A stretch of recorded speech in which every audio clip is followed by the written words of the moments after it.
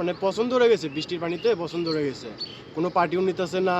এবং আমার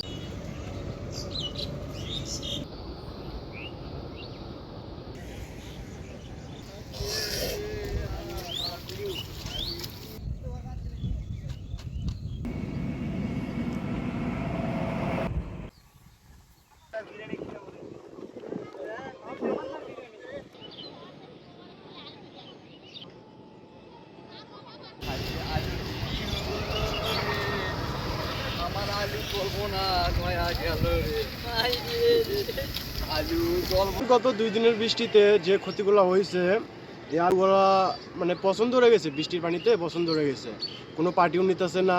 এবং আমাদের যে সার পানিতে আবাদ করছি, আমাদের যা সম্বল ছিল তাই দিয়ে এই জমিগুলা ফলন ফলাইছি। এবং এই যে দেখেন এরকম প্রশ্ন ধরছে, এগুলো তো আর কেউ নিবে না, কোনো পার্টি তো নিবে না। তো এবং আমাদের উপায়টা কি? এবং আলু তো দামও নেই আমাদের, মানে যা কি বলবো, বলার কোনো ভাষা নেই, আমাদের লস।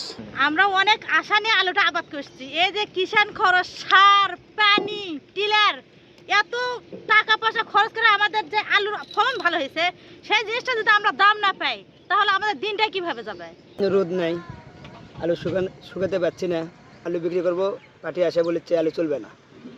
রোদ থাকলে একটু হয়তো বা চাহিদা থাকতো, পার্টির কোনো চাহিদা নাই। আলুর পচানে দেখা যাচ্ছে, আলুর দাম অনেকটা কমে গেছে। আলু নিয়ে আমরা অনেক বিপদে আছি। আলু তো আমাদের প্রচুর পরিমাণে খরচ হয়েছে, যে পরিমাণে খরচ হয়েছে ও পরিমাণে তো আমরা টাকা উঠাতে পারছি না, অনেক লোকসান হবে। আমাদের দেখা তো লোক নেই।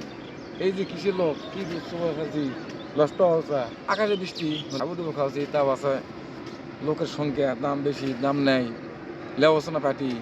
2 দিনে এই যে বর্ষাতে আলু আমাকে ডুবে গেছে।